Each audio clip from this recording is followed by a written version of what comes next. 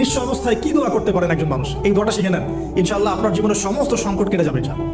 আমি নিজেও দোয়াটা বেশি বেশি করার চেষ্টা করি। দোয়াটা হচ্ছে, মুসা আলাইহিস সালাম একটা গাছের নিচে হেলান দিয়ে বসলেন, বসে দেখলেন দুজন মেয়ে দাঁড়িয়ে আছে দূরে, পানি নিতে পারছে না, লোকজন পানি নিয়ে যাচ্ছে, ওরা দাঁড়িয়ে আছে বেচারি। মুসা আলাইহিস সালাম গিয়ে বললেন, কি সমস্যা আপনাদের? এটা নিয়ে আপনারা আবার মেয়েদের সাথে কথা বলার চেষ্টা করেন, ঠিক আছে? তো মাহারাম গায়রা মাহারাম মেনে চলে। তারা বললো যে আমাদের বাবা অনেক বৃদ্ধ মানুষ, আমরা পানি নিতে পারি না যতক্ষণ না আমাদের কম পানি নিয়ে চলে যায়।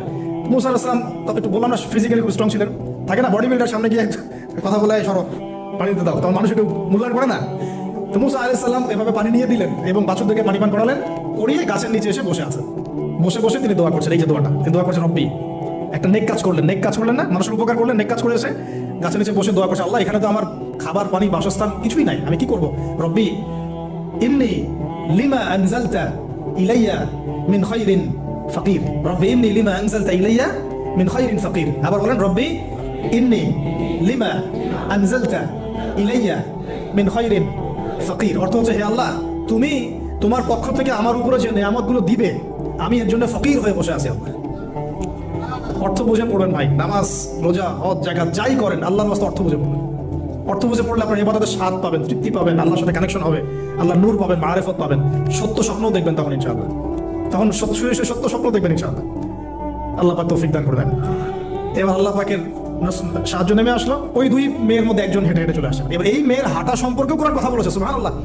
এই মেয়ে কিভাবে হেঁটে এসেছে এই হাঁটার বর্ণনাও কোরআন দিয়েছে। কোরআন বলেছে এই মেয়ে হেঁটে আসছে লাজুক পায়ে। কি পায়ে? এখন আপনি এই পুরো ওয়ার্ল্ডের মেয়েদের হাঁটা দেখেন, লজ্জা আছে? তাহলে মেয়েদের সাথে লজ্জা একটা গভীর সম্পর্ক আছে। এই মেয়ের প্রশংসা আল্লাহ কোরআনে করলেন, লাজুক পায়ে, লাজুক ভঙ্গিতে, অবনত নয়নে সে হেঁটে আসলো। এখন আপনি কেলে যান, গোটুকে আপনাদের টুইন টাওয়ারে যান, দেখেন সবার হাঁটা চলা দেখেন। হায়া লজ্জার কোনো বালাই আছে এখানে?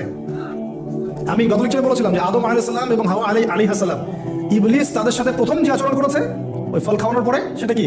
তাদের গা থেকে পোশাক খুলে পড়ে গেছে, মানে নগ্ন করে দিয়েছে আমাদের পিতামাতাকে। মহাবিশ্ব নগ্ন করে দিয়েছে কে?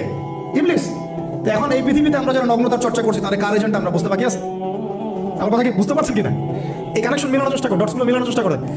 সামনে যাই প্রিয় ভাই, এই মেয়ে এসে বলছে আমার বাবা আপনাকে ডাকেন, আমার বাবা আপনাকে ডাকছেন। তিনি গেলেন, বাবা শুআয়ব আলাইহিস সালাম। তখন এক বোন ইনডাইরেক্টলি বাবাকে বোঝাচ্ছে যে বিয়ে শাদী দিলে ভালো হয়। এক বোন বলছে যে আপনি তো তাকে পুরস্কৃত করতে চাচ্ছেন, তাহলে এরকম কওয়িউন আমিন, একজন মানুষকে সবচেয়ে ভালোভাবে পুরস্কৃত করা যায় তার যথাযোগ্য প্রতিদান দেওয়ার মধ্য দিয়ে। তো মেয়ের ইশারা বাবা বুঝেছেন, তিনি নিজের এক মেয়ের সাথে মুসা আলাইহিস সালাম বিয়ে দিলেন, সুবহানাল্লাহ। তবে শর্ত দিলেন, দেন মোহর কি? মোহর তো নাই। মোহর কি? এবার মোহর হচ্ছে 8 বছর তোমাকে আমার ফার্মে কাজ করতে হবে। এটা আগেকার একটা স্টাইল ছিল, সুন্নাহ। এটা এখন নাই, যদিও আগে এরকম ছিল যে দেনমোহর দেওয়ার জন্য এই একটা পদ্ধতি ছিল। যেমন ইয়াকুব আলাইহিস সালামের ক্ষেত্রেও এরকম 7 বছরের কথা আসছে, তিনি 7 বছর তার শ্বশুরের ফার্মে কাজ করেছেন। এটা নতুন ছিল না ওই সময়, এটা কমন ছিল। এখন যেমন আমাদের দেশে কমন 10 লাখ টাকা মোহর হবে, 10,000 টাকা দিব, বাকিটা সব বাকি, তাই না? এরকম আর কি কমন কিছু বিষয় থাকে আর কি। আস্তাগফিরুল্লাহ, মাফ করো। বলবে বাসরাতে, বলবে আমাকে মাফ করে দাও, শুরুতেই নিজের গায়রথীনতার পরিচয় দেবে। আবার এদিকে শ্বশুরের কাছে মাশাআল্লাহ মোটা অঙ্কের ডোনেশন নিতে চাচ্ছে, যৌতুক। বিয়ে আমাদের ওখানে মাশাআল্লাহ মানে কেনা বেচা, মেয়ে বিক্রি করতেছে আর ছেলে কিনতেছে। এবার 8 বছর পূর্ণ করা হলো, তিনি আরো 2 বছর 10 বছর পূর্ণ করলেন। এই 10 বছরে মুসা আলাইহিস সালাম নবী পরিবেশ পেলেন, নবীবাবক পেলেন, স্ত্রী পেলেন, প্রেমময়ী সন্তান ইত্যাদি সবকিছু। এবার আল্লাহ রাব্বুল আলামিন তাকে মিশরের দিকে যাওয়ার যে সময় তখন হয়ে গেছে, 10 বছর হয়ে গেছে, মিশরে যেতে হবে। যাওয়ার পথে স্ত্রীর প্রসব বেদনা উঠেছে। তখন মুসা আলাইহিস সালাম আগুন খুঁজছেন। আগুন কি খুঁজছেন ভাই?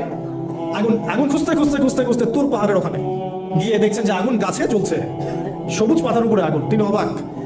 এই সময় আওয়াজ আসলো, বিসমিল্লাহির রহমানির রহিম, ইন্নী আনা রাব্বুক ফাখলা'না আলাইক ইন্নাকা বিল ওয়াদিল মুকদ্দাস তুয়া। মুসা, ইন্নানি আনা আল্লাহ লা ইলাহা ইল্লা আনা ফা'বুদনি ওয়া আকিমিস সালাতা লিযিকরি। মানে এখানে অনেকগুলো কথা আছে, সূরা তাহার মধ্যে আছে। আওয়াজ চতুর্দিক থেকে ভেসে আসলো। মহান আল্লাহ রাব্বুল আলামিন তার শান অনুযায়ী, তার ইজ্জত অনুযায়ী তিনি যেভাবে কথা বলেন সেভাবে মুসা আলাইহিস সালামের সাথে কথা বললেন। আল্লাহু আকবার। বলেন, ইয়া মুসা, হে মুসা, ইন্নানি আনা আল্লাহ, নিশ্চয়ই আমি আল্লাহ, লা ইলাহা ইল্লা আনা, আমি ছাড়া কোনো ইলাহ নাই, ফা'বুদনি, তুমি আমার ইবাদত করো, ওয়া আকিমিস সালাতা লিযিকরি, আমার ইবাদতের জন্য সালাত কায়েম করো, আমার জিকিরের জন্য সালাত কায়েম করো, আমার স্মরণের জন্য সালাত কায়েম করো। ফাখলা'না আলাইক, তোমার জুতা খুলে ফেলো, ইন্নাকা বিল ওয়াদিল মুকদ্দাস তুয়া, তুমি তুয়া উপত্যকায় আছো, পবিত্র তুয়া উপত্যকায় আছো। আদব শেখানো হলো। এভাবে অনেক কথোপকথন হলো। নবী মুসা আলাইহিস সালাম ভয় পেয়ে গেলেন।